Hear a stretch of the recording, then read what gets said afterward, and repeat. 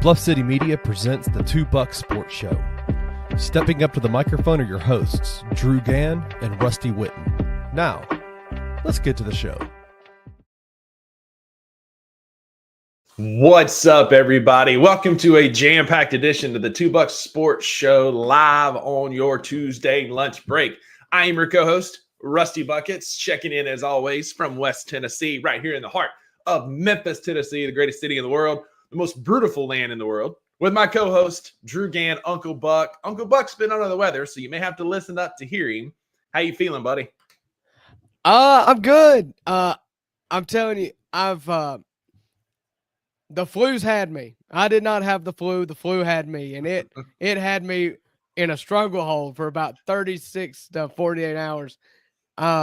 Started basically the 27th, and we're just now 26th, I guess. Just now starting to kind of see the light of day, but everything's back except for my voice. And so I've told Rusty he is not allowed to talk over me today. He's got to let me finish all of my thoughts, or else he will drown me out completely. That's it. That's one of the reasons we didn't have the show on Thursday of last week was I was busy at work. Drew wasn't feeling really well, and it just progressed to just all I got. I think Friday I checked in, or Saturday. It was like, "Hey man, how you feeling?" And all I got back was Leslie note from Parks and Rec. If you know, you know. And it just said, "Everything hurts and I'm dying." Yeah. My favorite thing I sent out to everybody was the Tracy Lawrence. If I don't make it back, that was good. I was like, that was song of the day. if they stop and listen to this, I didn't subtweet it with anything. I just sent it. And if anybody listened to that song and was not immediately concerned for my health, then they're no longer friends. Exactly. But, you know, what would be a Tuesday show without a little bit of catching up, especially since it's been a week since we've sat in our chairs and had this conversation. So you set them up as you always do, and we'll dive into our first segment. Yeah, so we are two best friends of over a decade.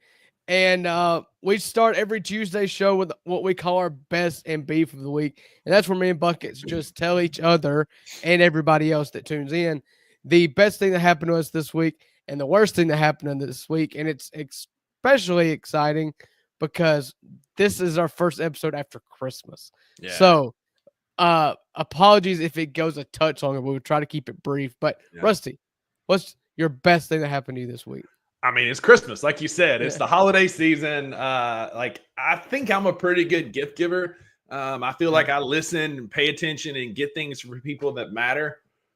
But I have absolutely met my match in Maggie. She is unbelievable. Just like crushed Christmas gifts. They were amazing, but just the time together was really great too. You know, God bless her. She was sick with pneumonia, and we spent some time, unfortunately, in the ER trying to get her back on her feet. Christmas Eve, right? Yeah, until like 1 a.m. God bless her. But thankfully we're on the mend. And so just our time together Saturday or on Christmas Day, Wednesday, was great. It was quiet. It was peaceful. We just laid around and watched Christmas movies back to back to back. There you go. Including we sent it off with Christmas Vacation because it doesn't get any better than that. Yeah. Save the best one for last. But I'll show you my Christmas gift from her.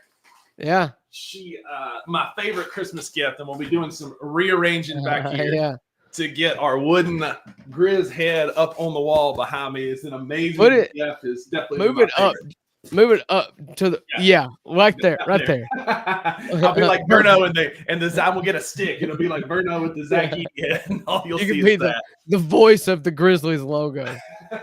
So. Right. I'll come up with a voice for it. I tell you, I can't ever hear Zach Eady, want to chant Zach Eady's name without going, Eady! And just talking like this. It's such a hit, man. All right, so my best of the week, if we're just talking about best gifts, I'm wearing it. My wife got me this little windbreaker hat, quarter zip jacket.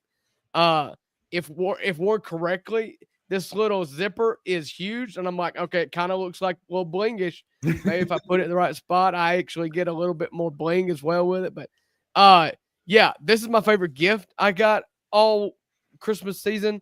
If you watched last week's show, I got a Desmond Bain Sounds jersey too, so I'm stoked that he's officially back. And it was just a great Christmas season. We did experiences for the kids rather than a big gift. And so me and BB are going to go. We got Grizzlies game day passes for the kids. So for me and Braxton, he's going to get to go play on the court for an hour in the morning before a game. And then we get to come in early for shoot around, and then got tickets to the game. And so the game that I chose was the Oklahoma City game, February the 8th. So I'll be in FedEx Forum. Of course, the tickets that are complimentary with the event are at the top. If you want to see Uncle Buck February 8th, you can see Uncle Buck. You can see BB. He's a lot more cool than I am. And I'm so excited about that. We got Coco. We got her concert tickets. And so as they've gotten older, they play with toys a lot less. So we're just like, forget it. We're giving them experiences. We got a daddy day and a mama day with the girl. Yeah. And so Christmas was a smashing success despite the carnage that ensued afterwards. Yeah, I got I'm the same thing with my nephews. They get so many toys and clothes and crap from my family, like my parents and my grandparents and my aunts. They just flood them with stuff. And so I got us tickets to the Jazz game on the 24th of January, and we're going to get to go down for shoot around early. Super stoked about that. First time we've been able to make shoot around happen. So shout out to Carl from the MVP Grizz, helped me out. He's one to help me get my season pass and then help me get these tickets. So we'll be there in the forum for that. Yeah, Wayno, I feel like this is exactly what I'm getting at. Like, my wife and I have, and Wayno's got two boys back across on the outland in 2025 there. In the future. He is in the he is in next year. Happy 2025, Wayno. But he's got two boys, and so I feel like we're kind of in the same boat. Like, we get so frustrated every year that they don't play with the toys that we spend money for. Yeah. And it's like there's always something new. Nothing's ever as fun to play with as a YouTube video is to watch. Yeah. And so we're just like, forget it. Like, we got him some clothes, got him some knickknacks.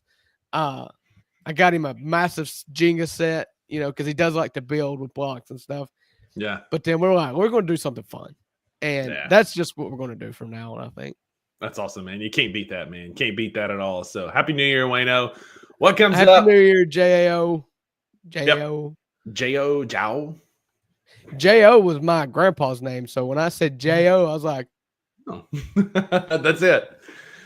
All right. So what comes up must go down. Uncle Buck, what's the worst thing that's happened to you over the last week? I think I know the answer. Yeah. I mean, I went in a 12-round title fight and almost lost to the flu. It started Thursday. I woke up with a headache, and I have headaches a lot. It's always either something with my contacts being weird. Sinuses. I'm very susceptible to headaches, so no alarm. But I couldn't shake it no matter how much medicine I took. And then Thursday night, it turned into like a fever and chills. And from that point over, I didn't get out of bed until Friday. Or about 10 o'clock, I was like, okay, I think I may try walking. Goodness. And Saturday, I just kind of laid around. I didn't have any energy for anything. And then yesterday and today, I've been a lot better. I hadn't got my voice back yet, but you know me, as much as I talk, it's going to take me longer to get this voice back than most. No rest for the weary vocal cords that are Uncle Buck's, that's for sure. And for me, I'll be brief with mine. It's just this time of the year, like this week, like between Christmas and New Year's, like I have no motivation. I'm full of bad food and cheese and just kind of lazy. I don't know what day it is. Santa Claus ain't even watching because shout out Maggie, this is funny. He never asks you, what you did between Christmas and New Year. It's like, how good were you this year? Like, this is your free pass right now. This is it. So, I'm telling you, it is what it is. Like, and with Christmas being and New Year's both being on a Wednesday, we get off, or my company, we get off Tuesday and Wednesday. And so like Monday, just can't take it off. Like if you go to work, you're not doing anything. Thursday and Friday, you're already looking at the weekend. And so it's like we're in a full-on victory formation. And if I wasn't sick, I would have gotten almost as much work done as if I wasn't sick. You know what I'm saying? There you go. Yeah. Unfortunately, after the show, I got a lot to do this afternoon, go around, play handyman, and check in some offices. So it won't be that for me. Don't I have some? My wife has gotten me a project. I guess I'm feeling fine. I'm painting the kitchen. Oh, boy. Lucky you. So that's enough of our tomfoolery. Follow us on our socials at the number $2_BCM. Follow both of us on Twitter, Instagram. Follow us up. Hit us up. Let us know how your Christmas was, how your New Year's going. We'd love to know. Hit us up here in the comments while you're here. But what everybody came for, the Memphis Grizzlies are still playing basketball, and it is having mixed returns right now. Yeah. I think that's about the best way to put it. That's about as good as you can set it up right there. It's like they are playing basketball. Still, we haven't quit. No, and you would have thought that after the Oklahoma City game, because Sunday was just a rough day. And I don't want to linger on it too long, Drew, because it's been beating the ground, and I personally don't want to relive that game. But Sunday was a dark day in Grizzlies history. You know, we went to bed Saturday night with dreams of sugar plums in our head of getting DFS, only to wake up to the news that he went to one of our bitter rivals, the Lakers. We then find out that Ja has hurt his shoulder and is out, and then go get boat raced by a healthy Oklahoma City team who was really only missing Chet and Alex Caruso. And you would have thought the world was coming down. Yeah, well, it wasn't a great start to the day. Which one do you want to go to first? You want to do the Thunder first? Or you want to do the DFS first? Because I've got separate. Let's go in order. Let's go DFS. DFS happened first on Sunday. There was a rumor out there that we had submitted an offer to the Nets, and it was in the final stages of being confirmed that would have shipped Luke Kennard, John Conchar, and our protected first-round pick to the Nets. Top 15. Top 15 protected. Meaning that if we have a pick in the top 15, we keep it, we give them another pick, and if not, then it's theirs if it's 15 or above. And they were going to send us Dorian Finney-Smith and some second-round considerations. And so I felt like a good trade. Yeah. I think that I would have taken that trade every day, but I can't come on this show and tell you something that it hasn't been consistent with what I've said the whole time. Dorian Finney-Smith is cool. It's a new toy to play with, but he is a role player. Yeah. He is not Cam Johnson. He is not the guy that you're looking to build this team around going forward. Nope. And if you could get Dorian Finney-Smith for that price, you do it. Great. You do it. And I think that they tried to do it. However, if the bidding goes up, I'm totally fine with walking away from the table. He is shooting a career high 3-point percentage this year. He's always a good one, but he's shooting a career high, which could mean he got better, or it could mean that he regresses back to what he typically is, which is 40 instead of 46, 45. Yeah. And so I could not manufacture outrage on Sunday when it happened, except for the fact that I just hated the fact that it was the Lakers. Yeah, that's kind of my point. I'm like you. I've been on this show, other shows, and like DFS, like Wayno says here, like he's not a superstar. He's fine. Like I think he would have fit on this team. He would have been another role player. We would have got rid of 2 role players and brought 1 role player back. Yes, he has playoff experience. He actually shoots the ball pretty well in his 34 playoff games when he was with Dallas, and he shot the ball pretty well. But it wasn't like, to me, it may have taken us from like 54 to 56 wins. Like I didn't think it was going to be an earth moving, move for us. Yeah, and honestly, it's a playoff move. Everything's a playoff move. I'm not really scared I don't necessarily think regular season wins are going to be hard to come by for this team. They're scoring a lot of points. We'll see with, later in the show, we'll talk about injuries. I'm sure we'll sell on John Morant's out, but they say week to week. And so it doesn't fear me for the future. And so, and it's certainly if John Morant was not coming back anytime soon, Dorian Finney-Smith doesn't make me feel better. You know what I'm saying? Exactly. And I don't know if this is necessarily a product of, we were being shrewd because of draw. I just think the Lakers made a good offer. The Nets are clearly wanting expiring deals. Yes, D'Lo's expires next year. It's going to expire at the end of this year, and it's going to free up about 15, 16 million for them.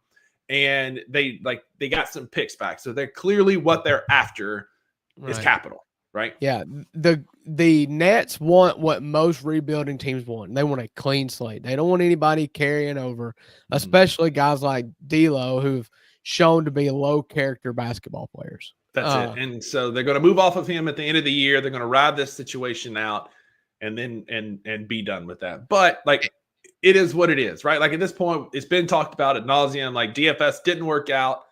There's probably still some moves out there that we're going to be linked to. Like you would have thought that the trade deadline ended on Sunday because it felt like everything was falling apart when we still have over a month until the actual trade deadline, which is February the 6th.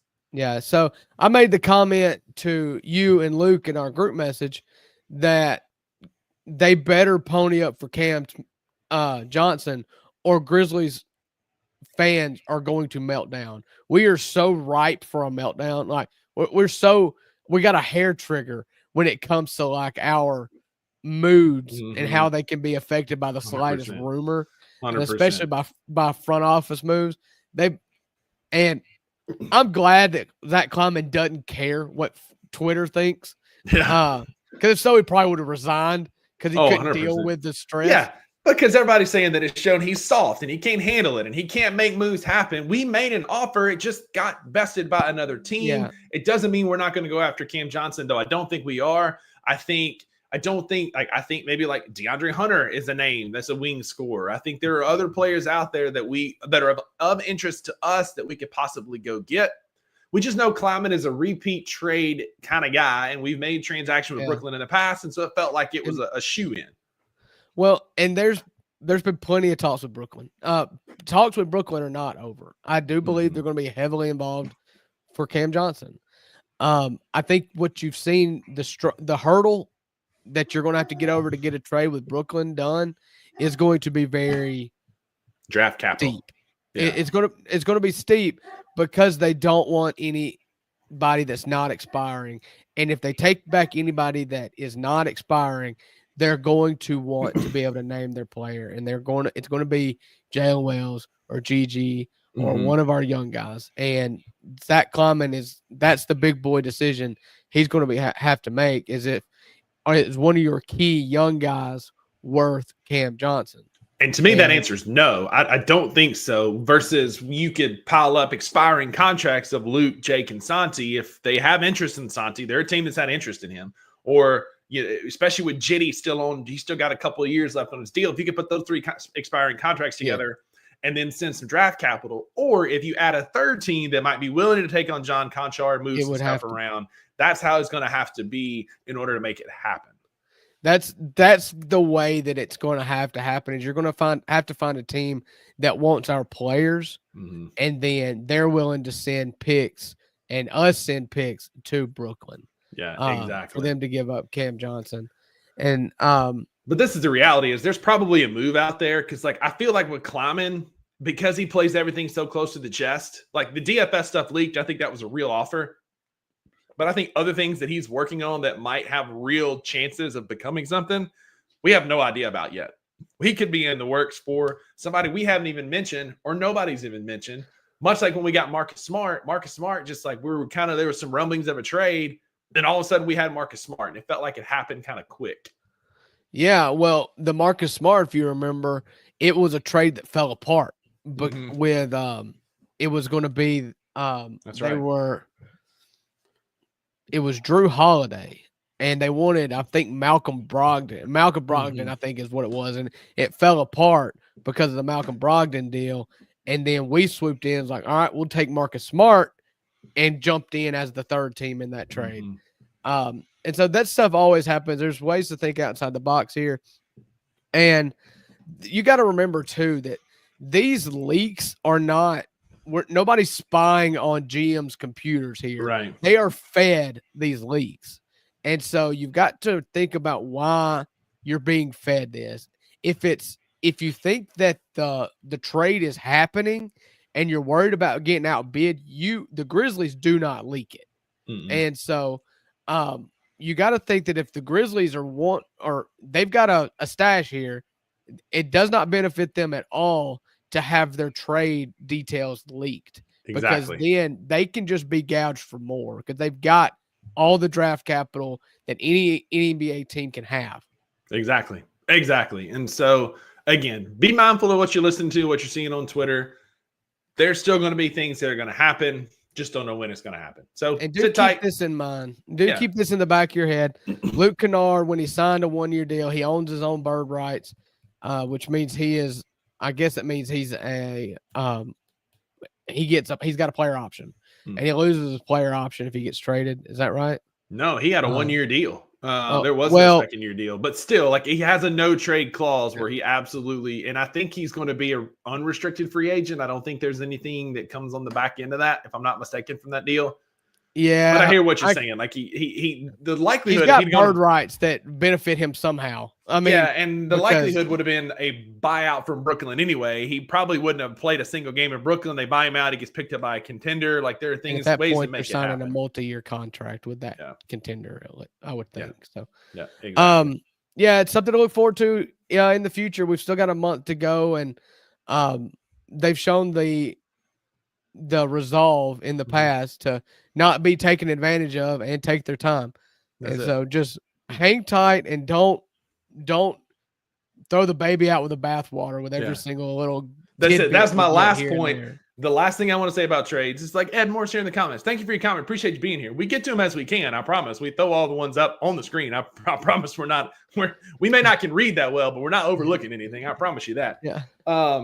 But don't, like, I know fan is short for fanatic. And this is the last thing I want to talk about trades. I don't want to spend more than 90 seconds on the Thunder game, but I follow Mississippi State sports, and the fact that this fan base for the Memphis Grizzlies is more volatile, more butthurt, more soft-skinned than that is saying something, because the emotional roller coaster that we have been on from Saturday night, we're getting DFS, plan the parade from Collierville to the FedEx Forum, to we've lost DFS, we've lost Ja, we lost to the Thunder, and we were in the depths of despair, to, like, the emotional, like, do yourself a favor. Recognize it's an 82-game season.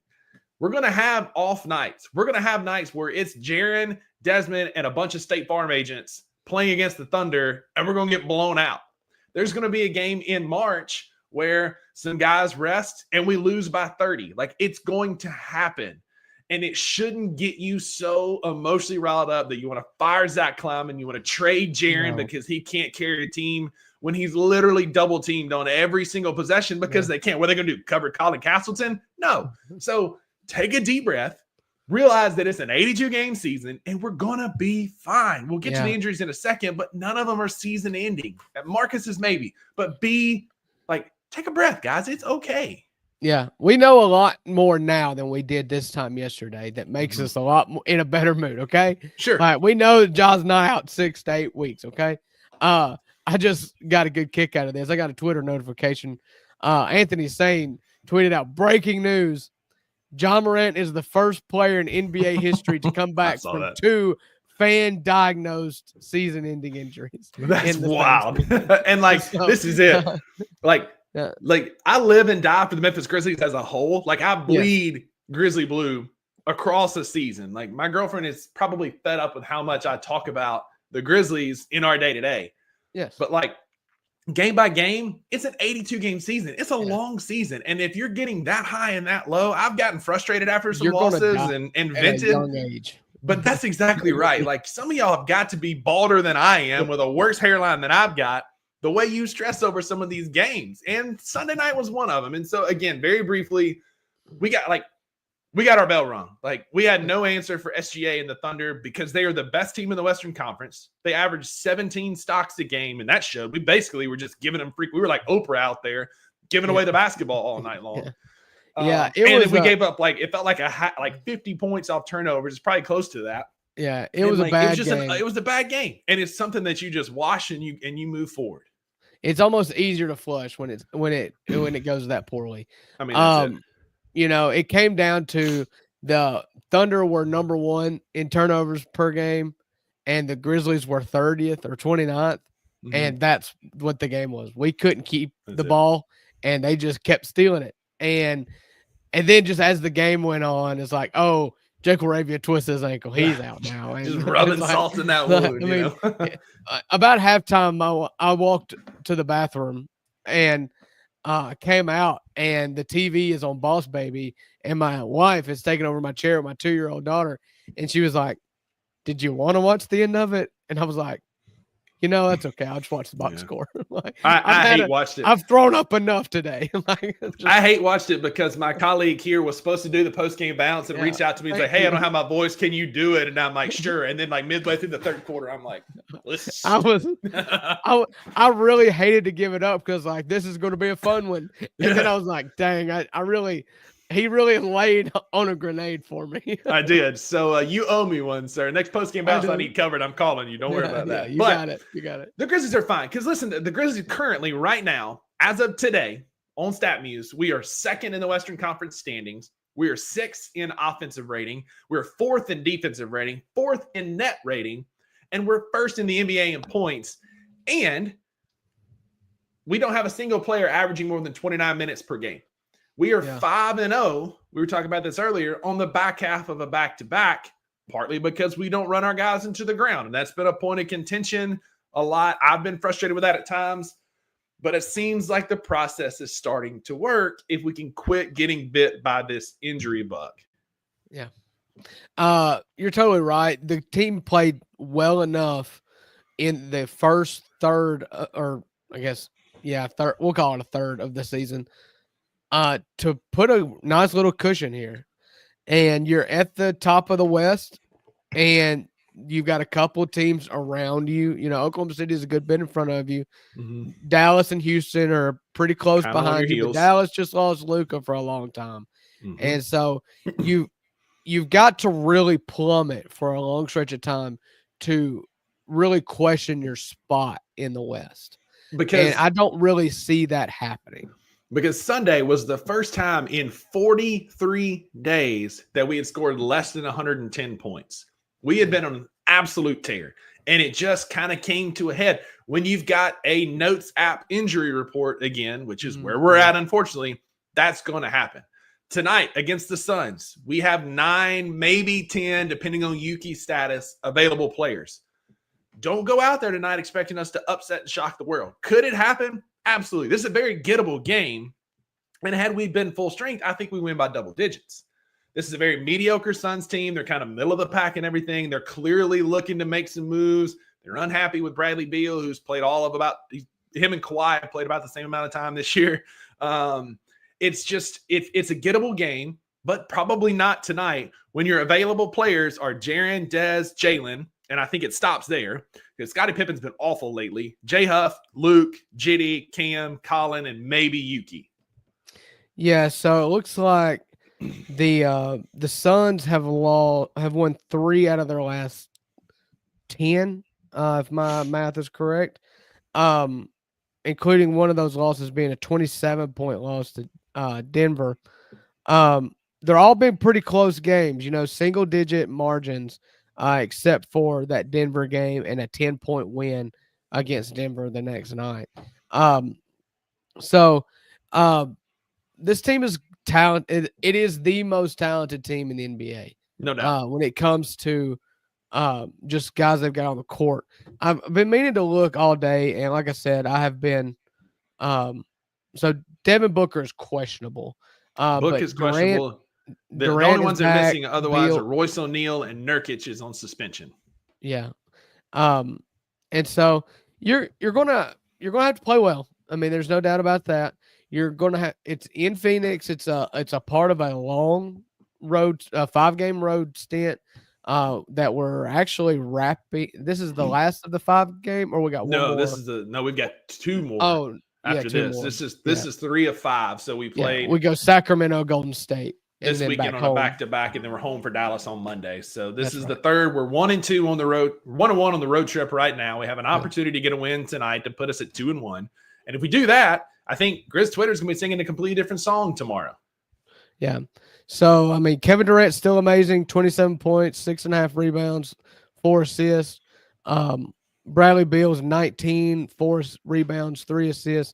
Tyus Jones, we get to see Tyus Jones play tonight. 12 rebounds. 12 points, 2 rebounds, 6 assists. And Grayson Allen, another return former Grizz payback game. Yeah, So, what a bum.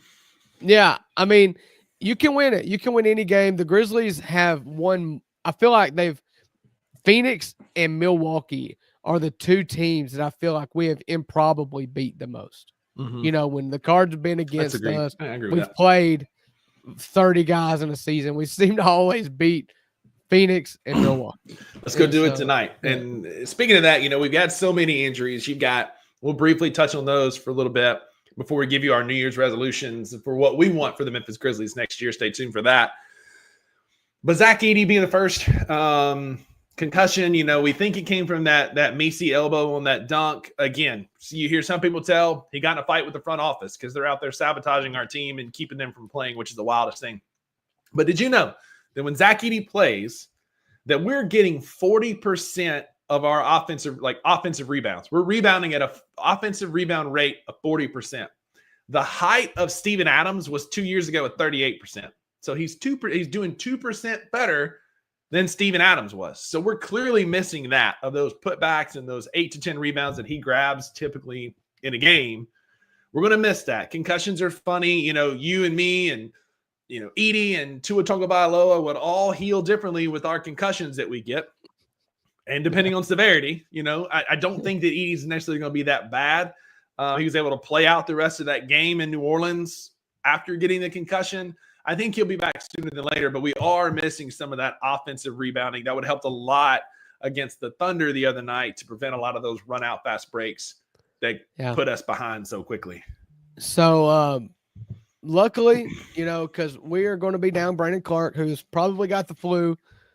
He's going to be out again. We're going to be out Luke Kennard. We're going to be, Jake LaRavia, and we're going to be out Zach Edey.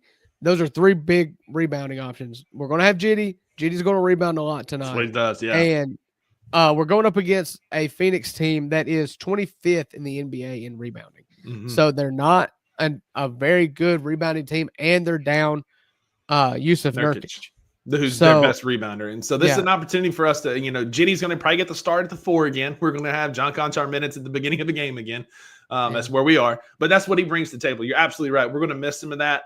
Brandon Clark will be the next one we'll talk about. He's got that soleus strain. Like I've talked about it a couple times. Like it's very much a jumpers type injury. You've got two muscles that form your calf muscle. This is the bigger and deeper muscle of it. Typically, it heals a little bit faster than a full-on calf strain or an Achilles injury like he had last year.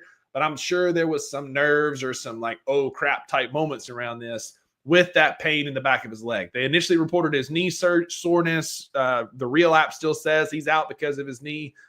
But the Grizzlies did release that it's a soleus strain. And that could be anywhere from like a 1 to 2 week injury to like a 4 to 6 week injury, depending on the severity and how well he responds to treatment. But I think we'll have BC back sooner than later. Yeah, I did not realize what a soleus strain was. So I appreciate you for letting me know that. Yeah, because exactly. Last I saw it was illness, and I was like, okay, well, he's got the flu. Yeah, it's a calf strain. It's essentially a deep calf strain. You got your gastroc, that's the big muscle that you can see at the top of the lower leg. The soleus is just behind it and below it. So, okay, well, yeah. So look for you're going to need Jay Huff tonight. Jay Huff needs to step up again. John Conchar needs to come in and give you another double-double with a big double in rebounds. Yeah, that's it. We're going to need a Jay Huff experience positive tonight for sure. Yeah. But the rest have been there for a while. We'll know more about Santi and Jake. Santi is week to week. He's very much in that Zach Edey type ankle sprain where they're just going to test it every week and kind of see how it goes and see how he feels. And once he's ready to roll, he'll be ready to roll. It doesn't seem like it's a big deal long-term ankle sprain. It's something we've talked about a lot when we talk about Vince and Gigi.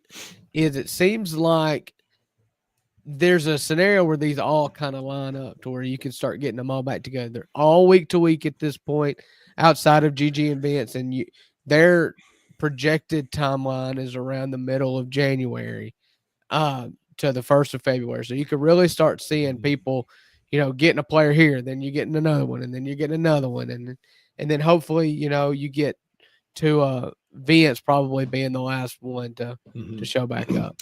I think that this time in 1 month, we will have a completely different looking rotation for sure. I think in a month, we will likely have Santi back.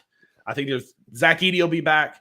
I think there's a real chance that Gigi's back, possibly Ja, depending on how this shoulder goes. So I say you could have those 4 back by the end of January with, depending on BC's injury and Vince, could be trade deadline, all-star weekend, somewhere right in there. And so I think that we'll get to Wayno talking about Santi can't even run properly, tripping over his own feet. We're going to get to that in my New Year's resolutions for the Grizzlies here in just a second. I promise you I got some thoughts on that. I told Rusty when it happened that whoever the floor drying, the mop boy is, lost his job after 100%. Santi hit that wet spot on just open court and non-contact injuries are always the worst, man. That's how, that's how real quick. For those of you calling for high top shoes, like for ankle sprains, no. Research actually shows it increases the likelihood of an ankle sprain, or B, I can attest to that. I had my ankle taped and I landed awkwardly and my ankle couldn't absorb that. So it goes to the next weakest spot, which would be the next joint, which was my knee. And boom, there went my ACL.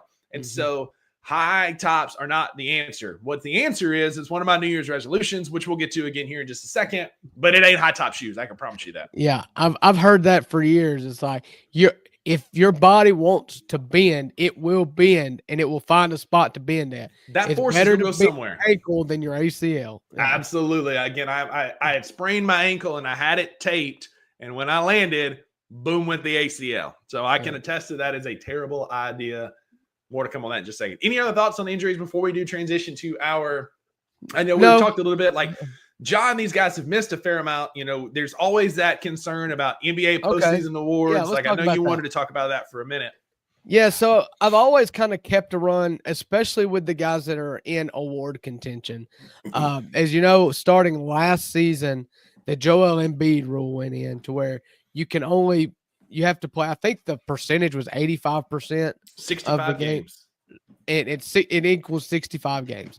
So that gives you 17 games that you cannot play in and still be qualified. If you miss 18, you are no longer qualified for an All-NBA team, any postseason award, MVP, DPOY, none of it. So I pulled up the Grizzlies roster. Currently, the Grizzlies have played 33 games. I quizzed Rusty in the green room beforehand. There's 3 Grizzlies that have played 33 games. 3 Grizzlies have played 33 games. 2 Grizzlies will play 34 game tonight because the 3 are Scottie Pippen Jr., Jalen Wells, and Jake LaRavia, whose perfect attendance will go to 0 tonight. But so I look at this at the top end here. So if looking at the big 3, this is the guys, we were talking about all NBA teams for contracts, Supermax kicks it in. You're talking about Ja, Jaren, and Desmond. Desmond Bane has missed 8 games. So he's still got 9 games to miss. He's healthy. He's still perfectly in contention with a little wiggle room. Ja Morant has missed 13 games. This is the one that gets a little shaky for me because, the Grizzlies got a bargain last season because Ja Morant had his whole fiasco and then the injury, and it allowed that Supermax not to kick in. It kind of saved the Grizzlies some money, but it'll kick in as soon as he makes an All-NBA team. If he can't get healthy and stay healthy, he's not going to be eligible for any of those awards again this year. And Jaren Jackson Jr., God help him, oh, captain, my captain, 31 games this year. Him and Santi Aldama and Brandon Clark are all at 31 games. So Jaren Jackson Jr.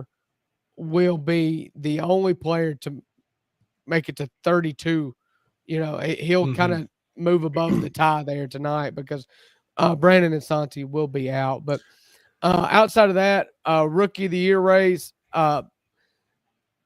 20 games is all Edey's played. He's played the same amount as Ja, so he's missed 13 games. Let's just see here. kind of Luke running up against the Kennard has played threshold there. 21. Yeah. I think I don't know if there is for Rookie of the Year either, but yeah, I personally like the rule. There's been some clamoring now that, that Embiid's out and Luke is going to be, especially now that Luke is going out, there's been some clamoring that the rule needs to change. I'm like, wait, no, I like it. It's an incentive for players to play, be on the court. Like, you need rest, bodies break down. I get that. But like, in order to be the MVP, and he talked about this, we're going to get to this on Thursday. Wayne will be here Thursday because we're going to talk about your comment from 2 weeks ago about the MVP being a regular season award. I've got some thoughts on that because it's hard to be the MVP and only playing 60 games. Like, if you're the MVP, you've influenced a large majority of your team's games, including playoff games. But I digress. That's a point for another day. I personally like threshold for the awards. I do too. But honestly, that should be up to the voters. I don't like it. Like, what kind of voters is like, if Joel Embiid, he's the hot name because, he is Mr. Load Management, always injured guy. But if he only plays 55 or 60 games, who would vote for that MVP anyways?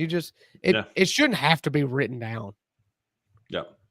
I agreed. It's one of those rules that has to be there. This is a great point. Driving Dave, what's up, brother? Thanks for being here, man. Appreciate you tuning in. Do texts or ejections take eligibility away from accomplishments? Yeah. If you're missing games because of suspension, if you're kicked out of a game, if you play in that game, it counts. But if you're ejecting the third quarter of a game, like with the Nurkic and Marshall incident the other night, or I'm sure there'll be some suspensions from this Heat and Trailblazers incident that we saw.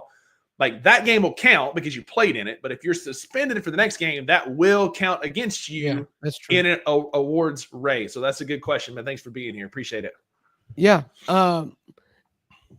If I was a voter, Draymond Green just isn't getting on the team. I don't like him because of the antics. It is only because of the antics. So you leave it up to the voters. And I think it's just like an election season. You want to talk politics, you want to talk likability matters, whether you want it to be or not. It's a popularity contest. It is, man. It's going to be those guys that people like, the jokers, the Embiids, the people, the players that people like. It's going to be hard for a guy like John Morant, who has a sketchy past with the NBA, to get that type of award because we see it. Right? How many games does Ja actually get on TV compared to Luka and Steph and LeBron, right? These guys that they always push. It's going to be harder for him to get in front of voters because he's not the squeaky clean guy that the NBA likes. Yeah, I agree. All right. So it's that time of the year for our New Year's resolutions. We gave you our Christmas wish list last week, which is, things that we wanted for Christmas and things that we want to happen. Our New Year's resolution is going to be pretty similar. It's things that we want to see, things that we're vowing to be better at as Grizz fans or as an organization. I'll happily go first with my first resolution for the Memphis Grizzlies. And my first, I kind of referenced this a few times already. My first resolution for the Memphis Grizzlies is that they're going to invest in some lower body strength training for these athletes. We see so many ankle turns, and some of them are, you can't control it. You can't help it, right? If you step on somebody's foot like Marcus did earlier this year, you're going to roll your ankle. It just happens. But Santi turning his in space, Jake more or less turned his in space the other day on an awkward landing. If I'm the Grizzlies, and if y'all are looking to hire somebody to do this, I'm your guy. I'll do it. Just give me some good tickets. That's all I need. I don't even care about getting paid. Just give me some good tickets. But I would have those guys doing jump ropes, single unders, double unders, crossovers, working on jumping form. I'd be doing box jumps, squat jumps. I do landing practice where you stand on a box and you literally just fall down and catch yourself so that you can learn how to use your ankles and muscles. This is stuff I do in the clinic all the time with my high school and college athletes. This is what professional athletes need to be doing. I could be a physical therapist. Hey, get on this box. I'm going to push you over. That's it. That's my job. I get to push people off boxes. It's wonderful. But there is so much good, what's called proprioceptive feedback for your body to figure out A, where it's in space, B, where it needs to get to make this an effective landing. And then you're strengthening those lower leg muscles because ankle braces ain't the answer because all that's going to do is lead to more knee injuries. High tops ain't the answer. It's going to lead to more injuries. Being strong in your legs, Olympic lifting, plyometric training, jumping training. We need to be doing that at least 3 days a week, even during the season. So these guys can quit with these non-contact freaking injuries. I thought after Tom Brady made Alex Guerrero famous that plyometrics would be in every single locker room ever. You would think so, man. if Tom Brady can stay healthy at like 44 years old playing quarterback, then we should just take a page out. Let's just take his word for it, like TB12 method at the Grizzlies. There, I found when I was compiling my New Year's resolution for the Grizzlies, it mirrored my own. Guys, we need to get to bed earlier. We're gonna get some more rest. I like it. You know, the good book says early to bed, early to rise makes a man healthy and wise. That's it, man. That's it. Let's just get to bed a little earlier. Let's wake up a little earlier and get our houses in order. You know, I've found, and I've never practiced this religiously, but I'm going to really try this year, that my days go so much smoother if I get up earlier and I can take my time getting ready, get my coffee, get my shower, get the kids together, start packing lunch. But if you're staying up late and watching the Grizzlies on the West Coast and then you're sleeping to the last minute, everybody's mad when you're cramming them into the van. So, yeah, that's it. And who likes a rushed morning, man? I like to sit and enjoy my coffee and my breakfast. Like, I like to get up early. I always have. And so I'll get up a little bit early. That's an excellent point. Point. So early to bed, early to rise makes a Grizzly healthy and wise. It does. Get some more rest. And there's also like jump out to an early lead. That's another little thing in there. Let's get an early lead in a basketball game instead of a late lead, and we ain't got to stress about it. For me, we're on the heels of the giving season, right? Christmas is all about giving and receiving and being, thoughtful and sharing. I want the Grizzlies to do the opposite. I want them to stop turning the ball over so much. Like, I understand that our offense is more free-flowing and it's more pass-centric, and we're always looking for that one extra pass, and to a fault sometimes when Cam Spencer is 3 feet from the rim and looking for a kick out, like lay up the daggone ball. But there are 30 teams in the NBA, and the Memphis Grizzlies are currently 29th in turnovers per game at 17.2. The next team with a winning record is Minnesota at 15.6. They are 2 turnovers better, and they're in 21st. And that's Minnesota. Like, the first legit good team is Dallas at 13 with 14 turnovers a game. Like, and then that turns into so many points off of turnovers. And the people like Ja right now is averaging about a little over 6 assists per game, a little over 4 turnovers per game. Not bad. Scottie Pippen is the inverse of that. I'm kind of getting fed up with Scottie Pippen Jr. and him dribbling into 2 and 3 defenders. And I promise you, if he waves off Jaren Jackson Jr. one more time, I am writing a sternly worded letter because I'm just so sick of him waving off Jaren. Man, what are you doing? You're not him. And then he goes and turns the ball over. You're going to tweet about it. That's what you're going to do. That's exactly what I'm going to do. I'm going to get angry and I'm going to tweet about it. This is my last one, really. Oh no, I got 2 more. All right. So again, my life mirrors the Grizzlies. Okay. In 2025, I want to cut down on my social media. Get off the Twitter machine, folks. Like, we like talking basketball, but y'all are in it. Like, this is your job. Like, just log out. Don't care what everybody says about you. It doesn't matter. Nothing. What I put on Twitter, what I consume, and I post to X does not matter. I know this.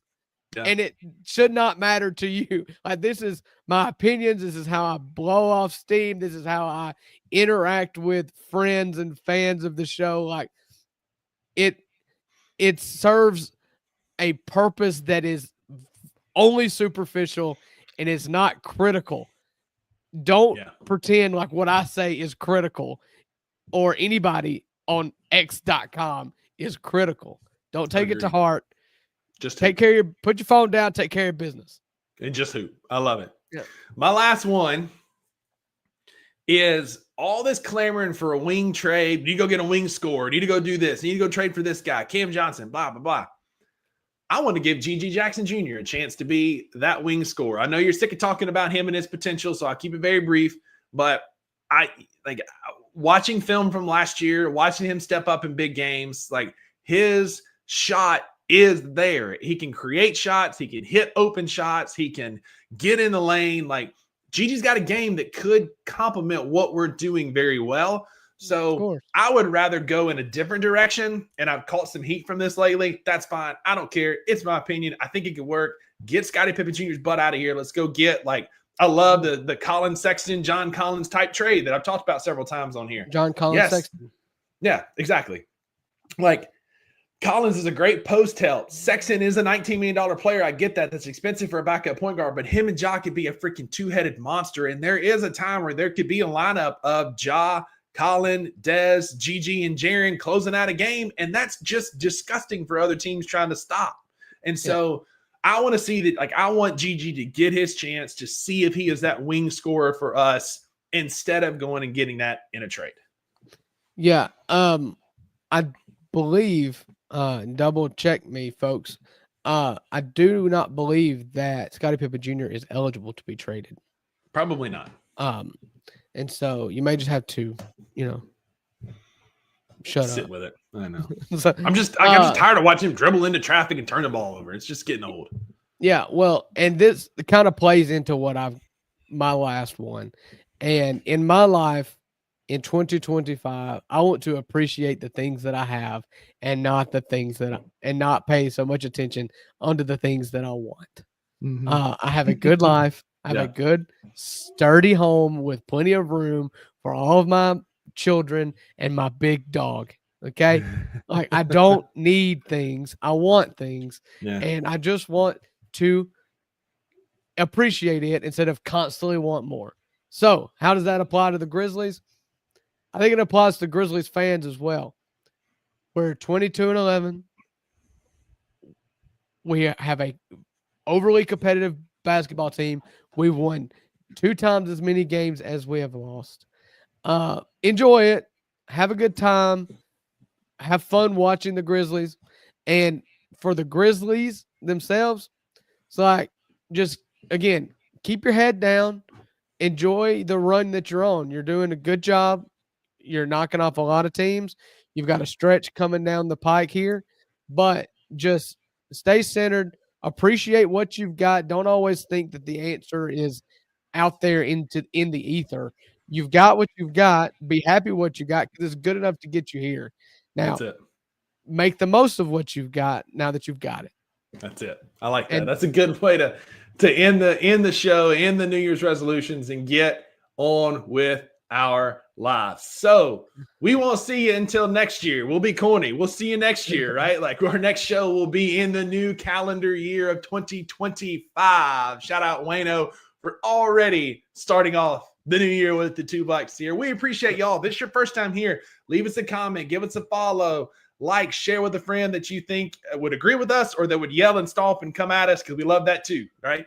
Give us some feedback on what you think. We love for y'all to be here. Thanks for spending your lunch break with us. Yeah, very grateful to have Wayno in here, Driving Dave, Ed Morse. I know we had some other JAO.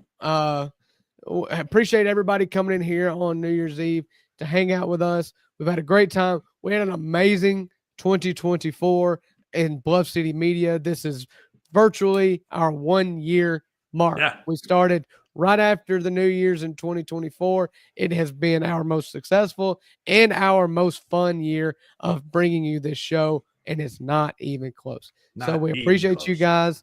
We love the comment section. Going live was the best decision we've made. So appreciate you guys. Hope everybody has an amazing New Year's, except for you, Wayno. I hope you have an amazing January the 2nd. That's it. That's it. Thank y'all for being here. Remember, if somebody's done good to you, been a friend to you, pay that forward. Be a friend to somebody you know. And if you don't, find a stranger, be a friend to them, because you never know what people are going through. You always get what you pay for here on the 2 Bucks Sports Show. That's right. Because with the $2, you always get what you pay for. Thanks, man. See you guys. Thank you for listening to the 2 Bucks Sports Show. If you enjoyed this episode, leave a rating and a review wherever you download your podcasts. Also, like and subscribe to Bluff City Media's YouTube page. For comprehensive coverage of all things Memphis sports, head over to www.bluffcitymedia.co and find out how you can become an insider. We will see you back here next time.